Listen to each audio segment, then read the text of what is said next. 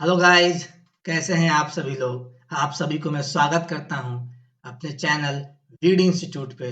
तो आज से मैं आपके लिए लाया हूं ऑर्गेनिक केमिस्ट्री। एक चैप्टर है रेजोनेंस, जो काफी ज्यादा इंपॉर्टेंट है। ठीक है, तो सारे बच्चे कॉपी कलम लेके बैठेंगे और आज हमारे साथ पढ़ेंगे रेजोनेंस। चलिए स्टार्ट करते, आइए। तो सबसे पहले समझते हैं कि रेजोनेंस क्या है। आज के इस लेक्चर में रेजोनेंस के बारे में समझेंगे और धीरे धीरे इसके और डिटेल में जाएंगे जैसे जैसे लेक्चर आगे बढ़ता जाएगा।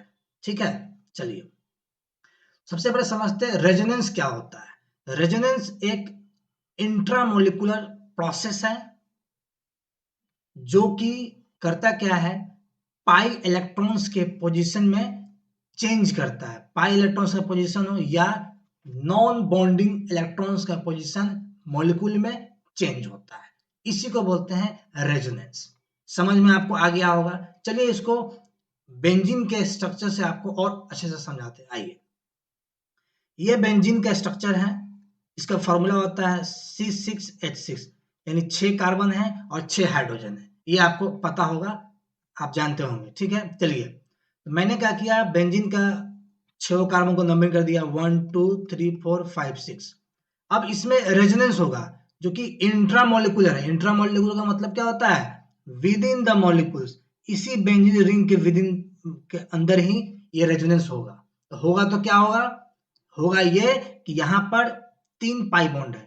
पाई बॉन्ड यहाँ, एक पाई बॉन्ड यहाँ पर है जो C1 C2 के बीच में है, दूसरा C3 C4 के बीच में है, तीसरा C6 C5 C6 के बीच में है। ये तीनों पाई बॉन्ड अपने पोजीशन को चेंज करेगा और चेंज करने की वजह से एक और स्ट्रक्चर हम ड्रॉ कर सकते हैं जो यहाँ पर है, स्ट्रक्चर नंबर 2। ठीक है, इसमें क्या देखा आपने कि पहले पाई बॉन्ड C1 C2 के बीच में था, वह बदल कर चला गया C2 C3 के बीच में। उसी प्रकार C4 C5 के बीच में, उसी प्रकार C6 C1 के बीच में। तीनों पाई बॉन्ड ने अपने पोजीशन को चेंज कर दिया। इसीलिए हम कह सकते हैं कि स्ट्रक्चर 1 एंड स्ट्रक्चर 2 में रेजोनेंस हो रहा है। और जब रेजोनेंस होता है तो इसको हम लोग एक single arrow with double head, ये सिंगल एरो डबल हेड से हम शो करते हैं रेजोनेंस की प्रतिक्रिया को। ठीक है, और ऐसे ऐसे जो स्ट्रक्चर बनता है उसी स्ट्रक्चर को कैनोनिकल स्ट्रक्चर या रेजोनेटिंग स्ट्रक्चर भी कहते हैं। ठीक है, मैंने यहाँ पे नीचे लिख दिया है, आपको समझ में आ गया होगा। अब यहाँ देखिए एक और स्टेटमेंट दिया है कि एटम का पोजीशन चेंज नहीं होना चाहिए ड्यूरिंग रेजोनेंस। ठीक है, इस बात को मैं आपको दूसरे मॉलिक्यूल में समझाता हूं कि पाई बॉन्ड का पोजीशन चेंज हो ये जरूरी है, लेकिन दूसरा कंडीशन है कि यहाँ पर एटम का पोजीशन चेंज नहीं होना चाहिए। इस केस में देखिए, केस नंबर 2 में देखिए, राइट साइड में है, सारे बच्चे स्क्रीन पर ध्यान दीजिए। स्ट्रक्चर यहाँ देखेंगे तो पहला स्ट्रक्चर 1 ड्रॉ किया मैंने, जिसमें 5 कार्बन है। अब देखेंगे तो कार्बन नंबर 3 और 4 के बीच में एक पाई बॉन्ड है स्ट्रक्चर 1 में। ठीक है, इसका मैंने स्ट्रक्चर 2 ड्रॉ किया। अब मैंने क्या किया, पाई बॉन्ड C3 C4 से हटा करके पाई बॉन्ड को C4 C5 के बीच में डाल दिया इन स्ट्रक्चर 2। इससे दो स्ट्रक्चर बन गया।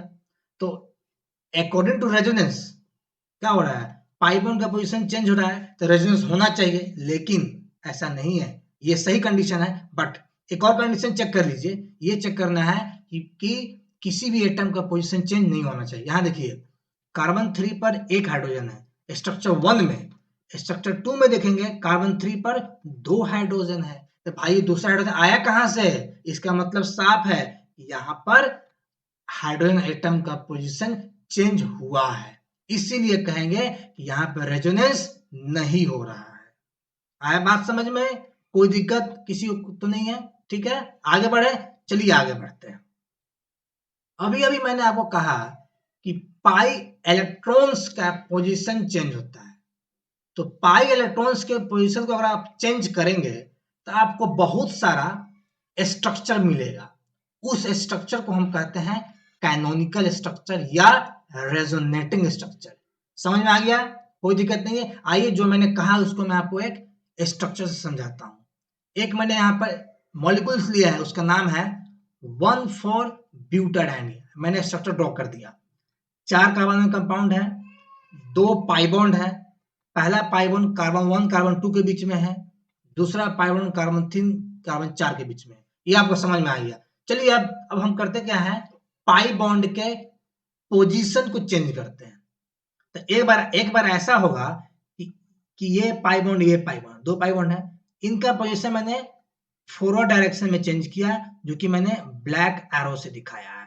तो क्या होगा, ये पाई बॉन्ड हटेगा, यहाँ आ जाएगा और यह जाके चार्ज डेवलप करेगा, नेगेटिव चार्ज। आपने क्या देखा कि जब फॉरवर्ड डायरेक्शन में मैंने पाई बॉन्ड का पोजीशन चेंज किया तो कार्बन नंबर 2 और कार्बन नंबर 3 के बीच में पाई बॉन्ड आ गया इन स्ट्रक्चर 2।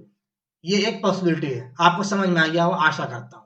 दूसरी पॉसिबिलिटी देखिए, आइए स्ट्रक्चर नंबर 1 में। दूसरा पॉसिबिलिटी क्या है कि अगर हम बैकवर्ड डायरेक्शन में चेंज करें तब भी क्या होगा, ये पाई बॉन्ड पीछे की तरफ आएगा और अगेन कार्बन 2 कार्बन 3 के बीच में एक पाई बॉन्ड यहां आ जाएगा। ठीक है, यहां पर आपका प्लस चार्ज है। और देखिए कार्बन नंबर 1 2 3 और कार्बन नंबर 4। ठीक है, तो दूसरा पॉसिबिलिटी क्या था कि पाई बॉन्ड का पोजीशन मैंने बैकवर्ड डायरेक्शन में चेंज किया, इससे क्या हुआ, थर्ड मॉलिक्यूल जनरेट हो गया। आपको दिख रहा है क्या, स्ट्रक्चर थर्ड में भी कार्बन 2 3 के बीच में पाई बॉन्ड है, स्ट्रक्चर 2 में भी कार्बन 2 3 के बीच में पाई बॉन्ड है।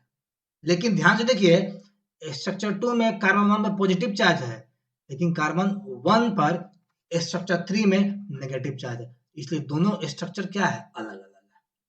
समझ में आ गया। तो इस तरीके से स्ट्रक्चर में 1 2 और 3 तीन स्ट्रक्चर मैंने डेवलप किया सिर्फ पाई बॉन्ड के पोजीशन को चेंज करके, इसलिए इस तीनों स्ट्रक्चर को हम कहते हैं कैनोनिकल स्ट्रक्चर। समझ में आ गया। आज मैं सिर्फ ये बता रहा हूं कि रेजोनेंस क्या होता है, उसमें क्या क्या फीचर्स होता है। अभी मैंने ये आपको नहीं सिखाया है कि किसी मॉलिक्यूल को देख करके कैसे कहेंगे कि इसमें रेजोनेंस होगा कि नहीं होगा, ये मैं आने वाले लेक्चर में बताऊंगा। क्लियर हो गया, आगे बढ़े, चलिए आगे बढ़ते हैं। अब कुछ तथ्य इंपॉर्टेंट फैक्ट्स है जो आपको जानना चाहिए कैनोनिकल स्ट्रक्चर्स के बारे में। पहला फैक्ट्स क्या है, कैनोनिकल स्ट्रक्चर इमेजिनरी होता है, ये रियलिटी में एग्जिस्ट नहीं करता है। हम कैनोनिकल स्ट्रक्चर को ड्रॉ करते हैं ताकि मॉलिक्यूल्स के बारे में अच्छे से समझ सके।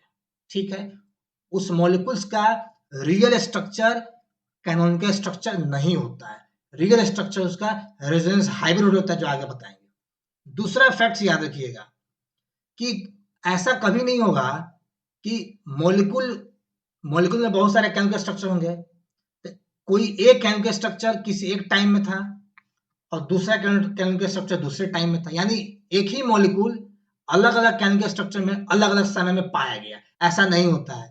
ऐसा इसलिए नहीं होता है क्योंकि कैनोनिकल स्ट्रक्चर इमेजिनरी है, ये रियलिटी में एग्जिस्ट करता ही नहीं है। समझ में आपको आ गया, दिक्कत आपको नहीं होनी चाहिए। तीसरा इंपॉर्टेंट बात, कैनोनिकल स्ट्रक्चर जितने भी होते हैं उनके बीच में इक्विलिब्रियम नहीं होता है, there is no such equilibrium between canonical structure, उनके बीच में बैलेंसिंग नहीं होता है।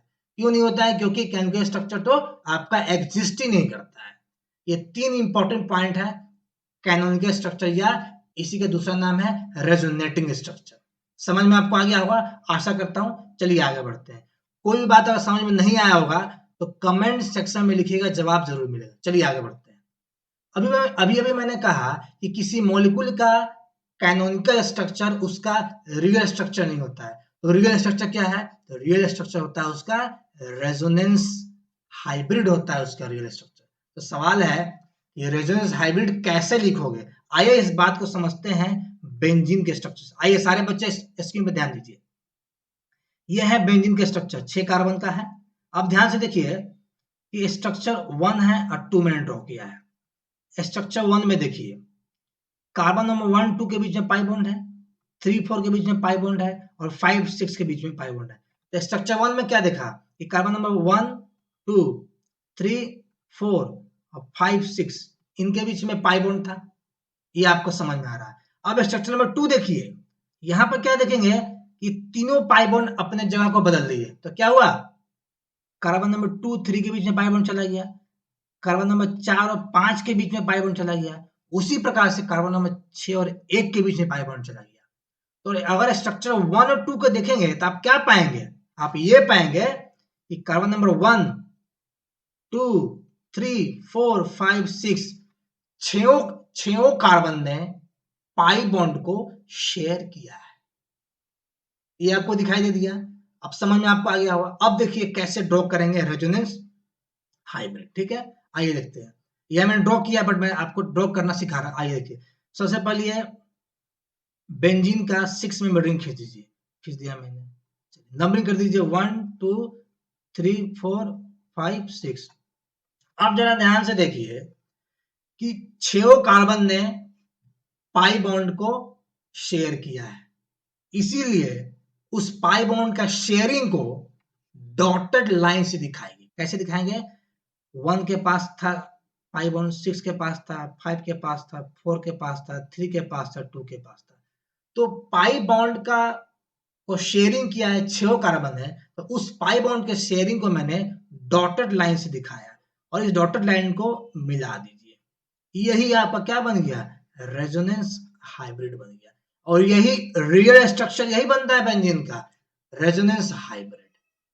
समझ में आया आपको? कोई भी दिक्कत हो कमेंट सेक्शन में लिखिएगा, जवाब जरूर मिलेगा। चलिए आगे बढ़ते हैं। अभी जो मैंने आपको पढ़ाया है उसी के आधार पर ये क्वेश्चन डाला गया है। ये क्वेश्चन आपके स्क्रीन पर डाला गया है। ये क्वेश्चन आपका जेई मेन 2022 में सवाल पूछा गया।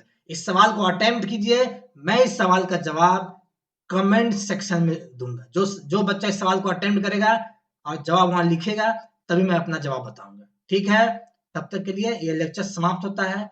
फिर मिलते हैं अगले लेक्चर में कुछ नए टॉपिक को लेकर के। रेजोनेंस में ही कुछ नया टॉपिक लेंगे। अगले लेक्चर में ये बताएंगे कि रेजोनेंस कैसे होता है, रेजोनेंस को होने के लिए कंडीशंस क्या है। तब तक के लिए लेक्चर अच्छा लगा हो, समझ में आया हो, मजा आया हो, लेक्चर को लाइक कीजिए, चैनल को सब्सक्राइब कीजिए। फिर मिलते हैं अगले क्लास में, तब तक बाय, टेक केयर।